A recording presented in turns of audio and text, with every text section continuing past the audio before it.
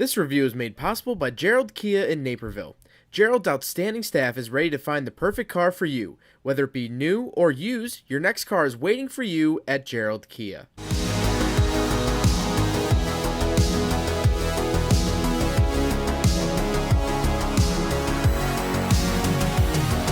Alright, what's up guys? My name is Zack, and today I am driving a 2023 Tesla Model X. Up front as well as down below is an all-electric dual-motor drivetrain paired to a 1-speed automatic. Now I am super excited to be driving this here Tesla Model X for one reason and one reason only. It has the Yoke. The Yoke steering wheel, the controversial steering wheel that Tesla has released in the last year or so. And so I'm finally able to drive the Yoke, and I can give you my most definite thoughts and feelings about what it's like to drive without a full steering wheel. But before we get on to anything else, I have a website, zackpradel.com, where you can buy stickers and other merchandise when it becomes available. You could also submit your own vehicle to be reviewed by me through a quick and easy submission form, and you get a video of your car just like this one.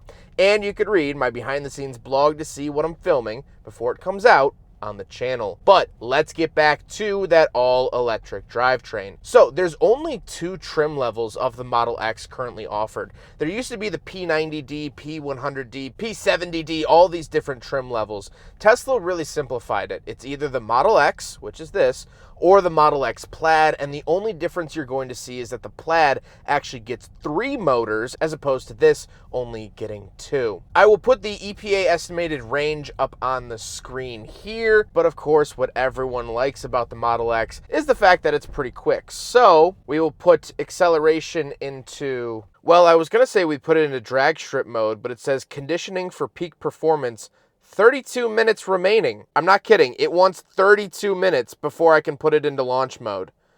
That's okay. We'll just do regular insane acceleration. I'm sure it'll be fine. What else do you need to know?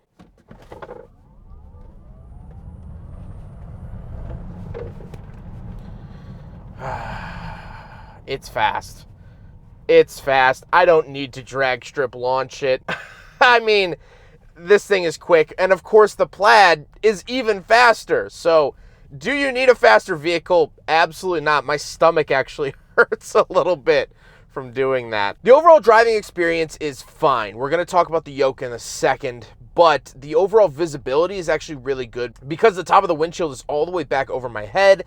Frontward visibility, pretty good. Rear visibility, of course, not great, but any modern SUV isn't going to be. With that stuff out of the way, let's talk about the interior. Well, in front of me, I do have a fully digital gauge cluster. This is so dynamic, and it changes all the time for all my different info. I really, really like it. It's very, very high quality in terms of the screen. It doesn't have a harsh edge around the screen. It feels very organic, very easy to read, and I love that about it. However, let's get on to the Yoke. Let's finally talk about the Yoke. So, this is a free option for the Tesla Model X. You can get it either in the Plaid or in this regular one. It's just a box that you check on the website when ordering your vehicle. And my honest opinion is, it sucks. It sucks so bad. Here's the thing, driving in a straight line, it feels very, very cool. You sort of have this low slung grip. All of the controls are on the front of the steering wheel. There are no stalks behind it. So that means turn signals, high beams, windshield wipers, and even the horn is on the steering wheel as buttons. There is no center button for the horn. Driving in a straight line, this feels incredibly cool. It feels as though I am in Blade Runner or driving KITT. However, the issue comes in a scenario like this. This is a pretty sharp turn, and this doesn't cut it, so I have to go hand over hand, but there's nothing to reach for, so I have to sort of go from the bottom. It's very, very weird. Turning this car, especially in a parking lot, is ridiculously stupid. The issue is when Tesla puts the Yoke into your car from the factory, they don't adjust the steering ratio. You see, this is built to mimic Formula 1 cars, spaceships, KITT. Again, like I said, it's meant to mimic those vehicles. Well, let's talk about Formula One cars. They have an adjusted steering ratio where 90 degrees to the left is all the way to the left. You can't have Lewis Hamilton out there going end over end for the steering wheel. It has a very tight ratio. They didn't give you that tight ratio, so you've now created new problems because what you're used to is grabbing another part of the wheel and continuing the turn. Well, those parts of the wheels aren't there. It's a rather infuriating experience. I understand why Tesla did this. They want to be at the forefront of the future. They want to bring tomorrow to today. And in some ways, they've absolutely done that. They've changed charging technology tenfold. They've made electric cars a mainstream commodity, where back when they started, it was just this weird niche thing that dorks in California wanted. Now everyone wants an electric car, or at least they know what they are. Tesla has done great things for that. But this, while in theory and in a boardroom is very, very cool, it's ridiculously stupid in practice. I think Tesla often forgets that these cars have to be cars. After the press releases, after the concept images are shown, they actually have to perform. I have to drive this car to work. I have to pick up groceries. I have to navigate slow-moving parking lots. I might live off a dirt road where I might get stuck in the mud when it rains, so I'm gonna need to sort of wiggle my way out of that. Well, that's harder to do with the Yoke. And so, on paper, this is a very, very cool idea. But in practice, it sucks. Moving on to the door. I have my power window switches down below, but I also have my power release for the door. This is a button that opens the door. There is no physical latch unless you use the emergency latch, which it notes and says that you're in an emergency. This button doesn't always work on the first try. So, something that was never really annoying in my personal life, getting out of a car, is now kind of annoying. That annoyance doesn't need to be there. Moving into the center, we obviously have a giant infotainment screen. I love and hate this screen simultaneously. As a screen itself, plenty of really, really nice, rich colors, very simple to actually use in terms of turning things on and off. It's very clear to see. The menus are laid out nice. However, there are so many menus, so many different things that it is a little bit overwhelming. The other thing that Tesla fixed that didn't need fixing was the shifter. There's no more physical shifter like the 2017 Model X that I drove. Instead, you sort of flick where you want the car to go off to left here. You push it for park, and then you sort of drag it. If you want to go into reverse, you drag the little car backwards, things like that. This car does have 3 different acceleration modes for chill, sport, and insane. It does have drag strip mode, as well as 3 different steering modes. You can get absolutely lost in this center console. I think it is a really nice screen for what it's worth. However, I don't like the fact that it dominates the interior, and there's so many things in here that I have to use the screen for. My air conditioning, my heated yoke, settings, everything is run through here. To the point where there are actually aftermarket companies that will sell you buttons that you can program to be certain things. I'm not kidding. There are companies that will sell you buttons for your car. We have gone full circle. It's ludicrous, and not the drive mode. Down below, I do have a wireless charger, as well as this is where you put your little key. I have the hazard switch, which actually is a physical button. I love that. So, while trying to activate the hazard switch, these letters normally don't show up. So, you do actually have a physical shifter. Well, they're still buttons, but you can actually put it into the different drive modes down here in case the screen doesn't work. However, there's no indication when these lights are off that that's the case. So in an emergency, if you were ever panicking and didn't know that this existed, you would still be out of luck, which I think is a huge safety concern. Then we get a giant center console that is very, very deep, and it opens up to reveal other storage options. Then I do have a middle center console. The 2023 Tesla Model X fails the big friggin' bottle test. Didn't see that one coming. Then we gotta talk about the seats. The seats are finished in a really nice tan. I prefer this over the white seats that Tesla offers, and they are comfortable, they are heated, and they are power and memory and all those different things. However, speaking of seats, we do have 2 more rows of seating, so let's go do some backseat reviews. All right, so we're in the second row of the 2023 Tesla Model X, And a couple of things to note. First of all, since the 2017 model year, the last Model X that I reviewed, they've added a screen down here that the rear occupants can use. It's a little far out of reach. You kind of have to bend over and work with it, but it's totally fine, and I don't mind it at all. The seats are relatively comfortable. They're a little close to the front seat. However, I can't really complain too much. And overall, I don't really have many major thoughts. Let's hop into the third row. All right, so the third row is not really roomy at all. If you have to use a third row, if you want an electric car with 3 rows of seating, which is very, very hard to find, yes, this works as a third row. I have seat belts. Kids will sit back here totally fine. I'm 5'11". I'm not a small guy.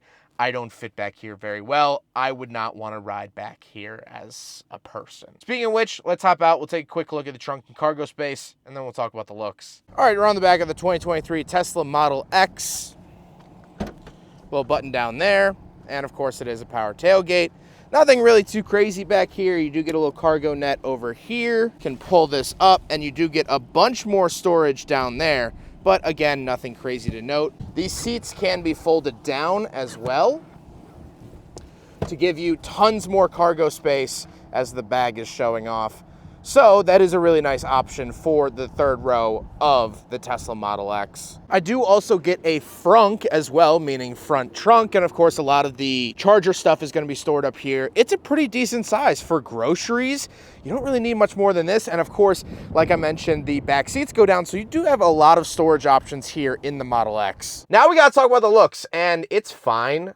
I don't really mind the look of the Model X. When it came out, I thought it was really cool, but it also hasn't really changed much in the last several years. I reviewed a 2017 Model X, and I couldn't tell you the differences, at least visually, and that goes the same with the inside. If it didn't have the yoke, I would say that this was pretty much the same interior that you would find on a 2017. Well, if I'm going to pay 2023 money, I want it to look and feel like a 2023, not a 2017. However, let's get on to my final thoughts, and I do want to bring the money back into this. I wanted to review this car, and I actually rushed the release of this video. I pushed it to the front of the line because Tesla got themselves into some hot water last week. Now, this is coming out on Wednesday, January 18th. But the previous Monday, Tesla cut their prices by thousands of dollars. At some points, even $15,000 on some of their prices. And doing so actually made some of the vehicles available for the government $7,500 tax credit.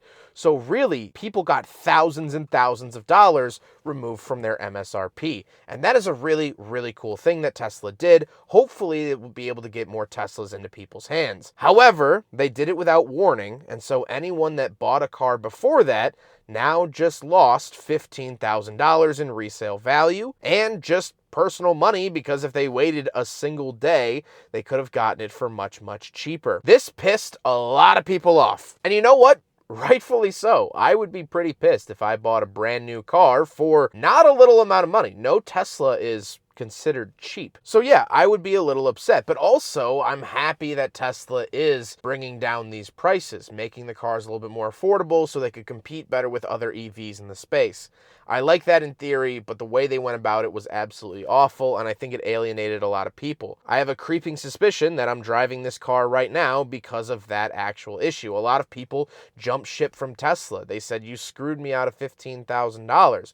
Goodbye." And so this car was traded in at Gerald Kia in Naperville for a more reliable Kia that isn't going to lose a chunk of its value overnight randomly because a CEO said so. And let's not forget about the yoke. The yoke allegedly, from what I read, might be going away. It might not be offered anymore because people really didn't like it. In practice, it's pretty terrible, so they're backtracking there. And I bring this up for a couple of reasons, but mainly the fact that I don't want to roast Tesla too intensely. I think too many journalists do that. I really, in theory, love what Tesla does. They are pushing the envelope. They're trying the strange things. They are the scout that's going ahead of the pack and figuring out what's working, what's not. They are leading in autopilot technology. As much as I don't believe full self-driving is really a good system and ready, they're the only ones really adventuring into that space. And I think in a couple of years, they are going to get a lot better. And I have a full video about the self-driving mechanics. They were the first ones to be a completely EV company that actually made it big time here in America. Of course, there were other vehicles, the Chevy S10 EV, and of course, the GM EV1, but those were all very small scale. Tesla actually made it big time. When I was down in Texas a couple of months ago, I drove past the Gigafactory. It's a giant operation for building the Model 3 and Model Y. Someone has to go out there and take all of the ridicule, take the punches on the chin, and Tesla is that company. They're gonna fall down a lot, and I respect them for that, but some of the falls could be pretty easily avoided.